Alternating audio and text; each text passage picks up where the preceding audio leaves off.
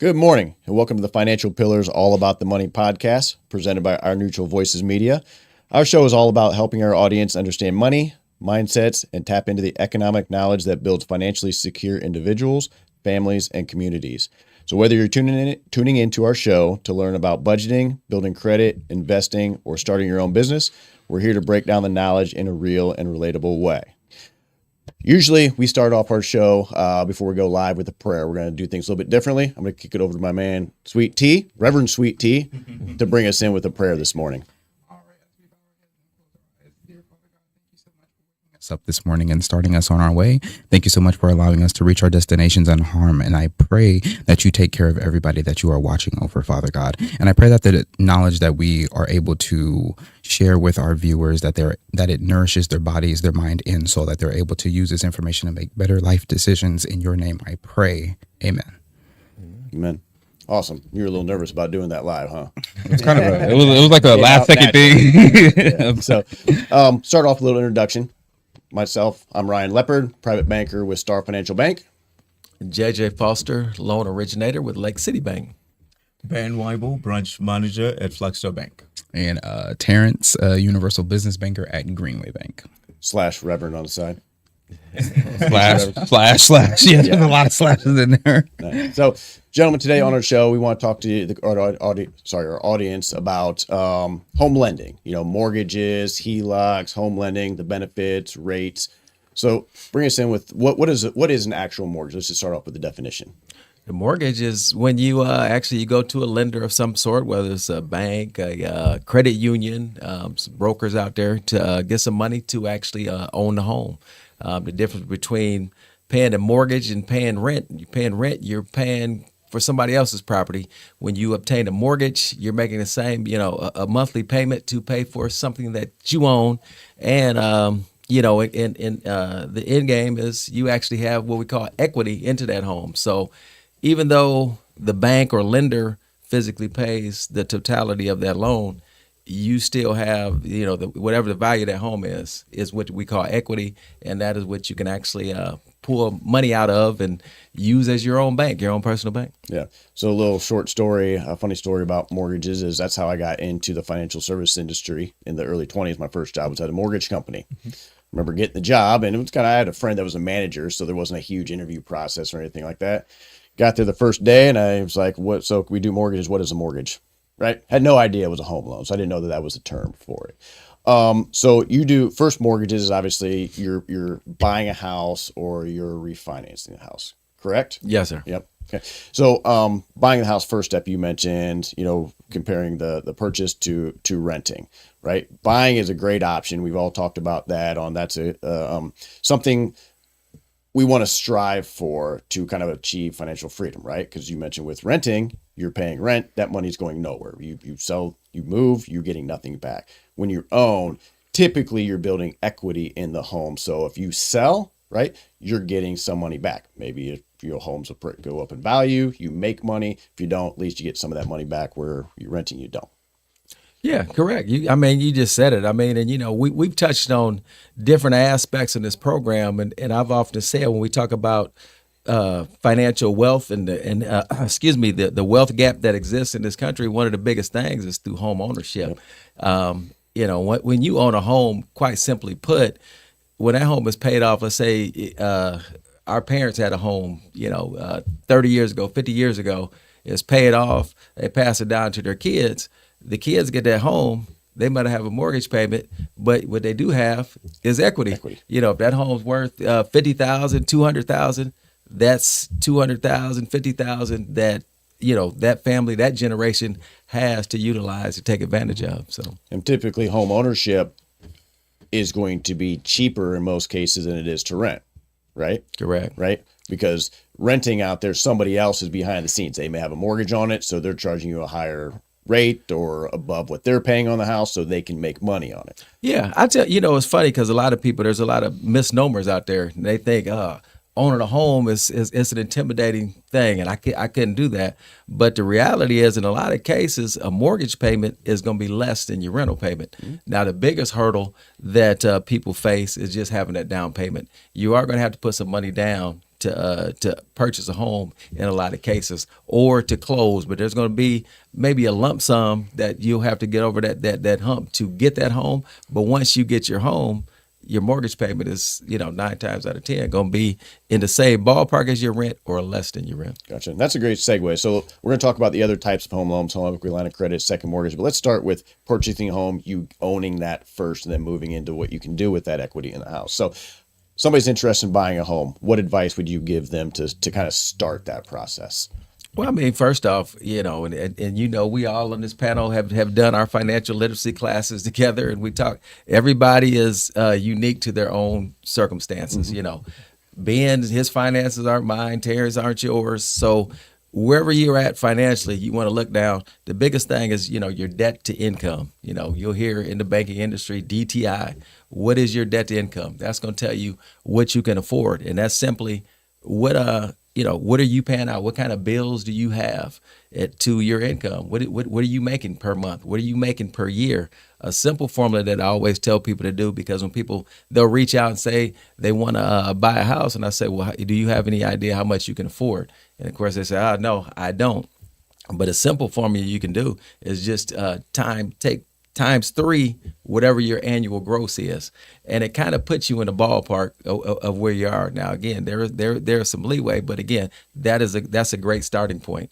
Or you can simply just take your expenses, your liabilities that you're paying for a month, and take your income, and again, divide that, see where that puts you at. The number that we look for as far as your debt to income ratio is 42%. Mm-hmm. So when you take that formula, your liabilities divided by your income, if you're at 42% or below, you're in pretty good shape. So am I calculating like what I pay and electric and gas and all that stuff into that, or what goes into my DTI?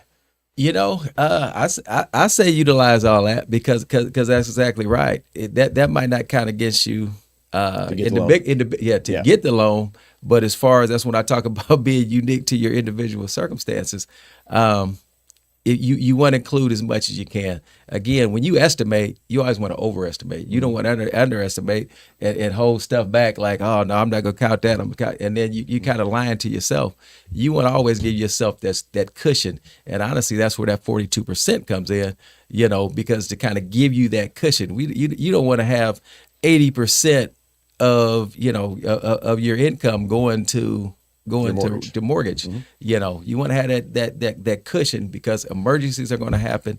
And we always talk about when you have kids, your money is always going out the window. There's always different things that are happening. So you want to allow yourself to have that little nest egg. That DTI, that debt ratio that the bank's calculating is really just based upon like what's showing on your credit bureau debt-wise, like loans, credit card debt, things like that. It's not taking into account what you need to spend monthly for food, right? Correct. What you're going to be paying for your utilities that you have, your cell phone bills. It's not taking into account that type of stuff. Right? Yeah, you're absolutely right. Yeah.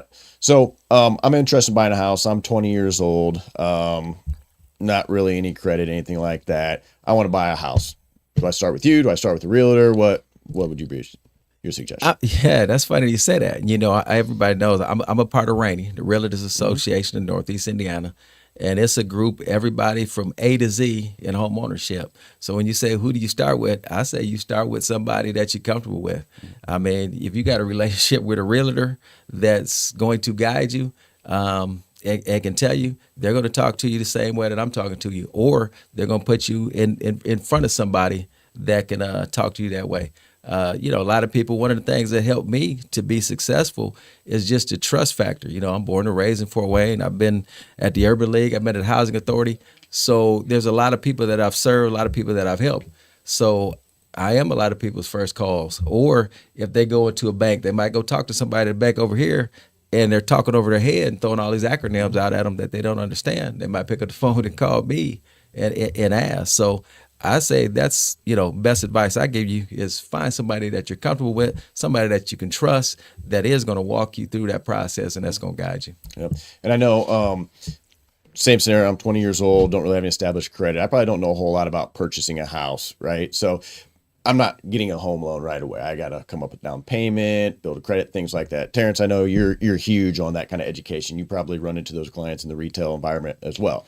Tell me a little bit about like those conversations, how you start to guide somebody that would come to you with those questions. Of course, typically when they come to me about inquiring about just buying, essentially, the first thing I do, I take a look at their financial track record with us typically. I check to see what their savings is looking like. Of course, just knowing typically from my experience, anytime somebody has wanted to get a mortgage, we recommend typically like a 20% down payment. Of course, the more you put down, the lower your mortgage payment typically is going to be.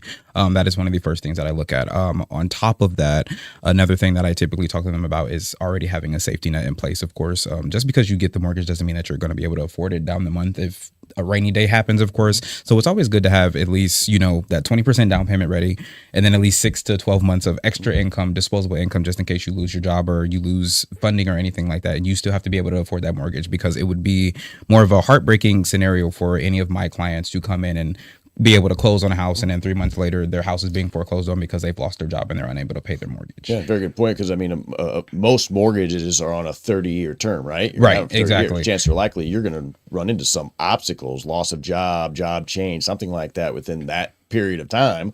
Right, that can cause some financial issues, right? So pretty much also hits back to that having that safety net. I feel like that is one of the biggest aspects before you even go into a mortgage. I have had clients come to me before that were willing to pretty much empty their entire bank accounts just to get a mortgage. Okay, great. I'm glad that you're that eager to do that, but you also have to consider your utilities. You have to consider your homeowner insurance policy. If you have to get flood insurance, just depending on what area you're in, you also have to think about your taxes that you're going to be doing with. You still have to maintain your personal life on top of that, on top of taking care of the mortgage as well. So it's always good to make sure that you have at least 20% of the down payment. It's always good that you have at least 6 to 12 months of disposable income just in case that happens. So those are the first things that I like to talk to some of my clients about. Even working with some of our mortgage lenders on the retail side, they will also reiterate that same information. When you go to buy a house, it should never break your bank. It should be you taking a portion of your funds to be able to access a new asset that you're going to be able to have for the rest of your life, versus you destroying your entire financial journey just to obtain this larger asset that you're not even going to 100% be sure that you're going to be able to keep if anything goes south. So as a universal banker, you do mortgages too? Or you just advising your folks and then you taking them off to the different So with me being a universal banker, I actually dip into the commercial business and retail side of things. So if people will come to me with mortgage questions, or even considering getting a home equity line of credit or doing a cash out refi, I'm able to answer questions about that with my personal knowledge and experience. Even with the businesses, when the businesses are using their commercial buildings or even their own personal property as collaterals, like I'm going through their mortgages, I'm making sure that their property values have been are being assessed at the appropriate value. So it's pretty much me dealing with mortgages and appraisals and cash out refis and home equity line of credits, both retail and business side of things. And for my personal preference, I do believe that it is the same across the board. You should never break your bank in terms of getting a mortgage. It doesn't matter if you're getting a commercial building or even just getting a residential property. But do you process the mortgage applications, or do you have somebody you're referring that to? So I do have somebody that I send it off to. I am the person that pretty much vets them, asks them the types of questions, pretty much tells them what their buying power is, tells them what their DTI is, pretty much asking those reassuring questions. This is a major decision that you're going to be making. First off, I want to make sure that you are 100% understanding what you're moving forward with, what you're 100% confident with. Once I have enough information, then I'm sending that off to our mortgage lenders, and they're the ones that are going to start that process, of course. So I would say purchasing a house we want to do, but especially in today's environment, rates. Let's talk rates, right? Like what dictates a rate for somebody looking to purchase a home? Man, you know what? It's funny because like first thing Ben walked in today and said, "Yeah, I'm looking for a home. Wait for rates to go back down. Let me know when they get to be 3." I don't think we're gonna see the 2s and 3s anytime soon. And everything that I've read, but what we have seen is rates are back in the 6s right now. And if you want to do like a 15 or 10 year, they're in the 5s. I think we're at 5.8 and 5.7. But on the 30, 6.625 is our current rate. Which is good. I remember just 4 years ago, I refied from a 6. So to let us know, it's not like, people are like, oh, rates. No, rates are good. And they're, like I said, coming back to us. And I've read things from, some of the prognostication. They're going to stay in the 6s and around in that area, which is very affordable. But when you ask what's the difference, I mean, between a 3 and a 6, that's literally somebody being able to qualify for a mortgage and somebody not being able to qualify for a mortgage. It's a big difference. It's crazy to hear you say 6 is a good rate, right? Because that depends on who you ask. You ask anybody that's gotten a mortgage in probably the last 10 years up until a year or so ago, and they're going to say six. That's crazy. I would never buy a home at 6%. Right? When I bought my first home, early 20s, I think I was at 7.25%, and that was standard rates. It had been that way for years. Nobody blinked an eye at that. Right. And then it was that way for quite some time. What was it? The late 2000s, 2008, 2009 housing market crisis. Yeah. Rates went way down, and we were 3%, even hit the 2%, for probably 10 plus years. Yeah, but a lot of those were, kind of what they say. There's some things, different weren't fixed rates. So they might have started out low, and then you got, as it went, you got later in your years, the rates changed on people. Yeah. So when I say it's crazy here, 6, I've heard from other individuals that are, mortgage industry, just like yourselves. I don't personally deal with those. I have somebody I refer them to, but, they tell me about their conversations, and, they're talking to young individuals out there like 7%. That's crazy. I would never do that. And when I was that same age, I didn't even blink an eye. That was the standard rate there. Yeah. Right. So we got rates. You buy a house now, you're getting in maybe low 6s, something like that. But hopefully in the next few years, we see rates go down. So if we get into a mortgage now, am I stuck into that for next 30 years, or what are my options if rates go down? If rates go down, then you can always refinance, and refinance is an excellent way of pulling equity out, as we talked, and we'll get off. And HELOC is another way. So a lot of people are faced with choices. Do I do a refinance, or do I do a HELOC? Now, to your point, if I came in at a 7 and rates went down to 3, I think I'm gonna refinance, because I went to lower rate. If I want to take a little money out, pull a little equity out of my home, I'm gonna do that. Now I got a little money in my pocket, and I've got a lower rate. If I'm at a 2.5 and rates are at a 7, I don't think I'm going to refi to that higher rate. I might look to doing a HELOC, which, our retail brethren over here, we let Ben, he can discuss and go in detail about a HELOC. Yeah. Let's define what a HELOC is. What is that? That acronym. Sure. So a home equity line of credit is it's a variable rate. So by variable, I mean the rate changes. It's not fixed. It's a variable line of credit that people typically borrow from the equity from their home. And so the equity from their home could be calculated in 2 ways. So one, they could be the house could be paid off. And so if the house is paid off, lenders would typically borrow 85. Some lenders will do 90% of the value of the property, and that would be the equity of the house. So, for instance, if your house is paid off and your house is worth $100,000, some lenders may loan you 85%, which is $85,000, or if it's 90%.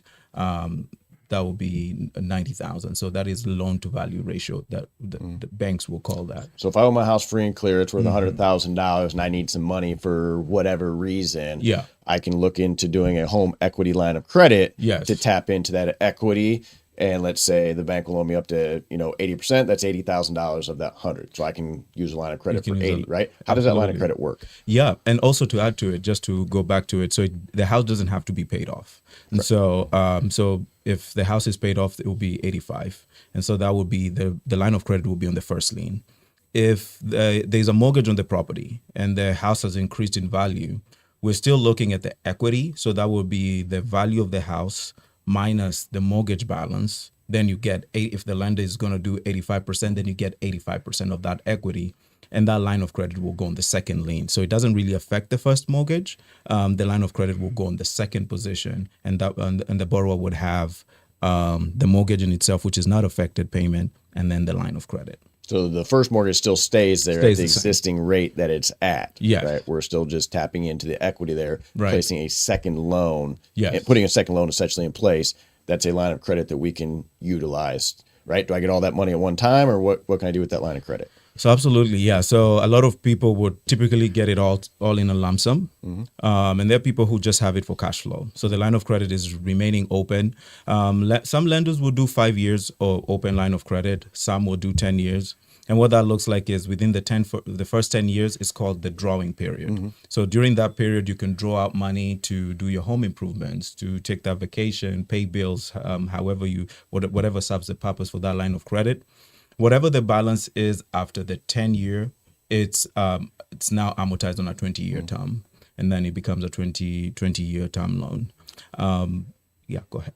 I was gonna say, so it kind of works like a credit card essentially, right? Yeah. But are you Yes. better off looking at doing a home equity line of credit or doing a credit card? Yes. And so one thing that I really like to pay attention to when someone comes in to borrow for a line of credit is really to talk about what is the intention of that line of credit. So if someone is coming in to borrow from line of credit and they have an urgent need, so let's say, for instance, they're planning on doing a major home improvement and they're certain that home improvement will cost $20,000, we typically would want to talk about a home equity loan, which we can get to into the next phase.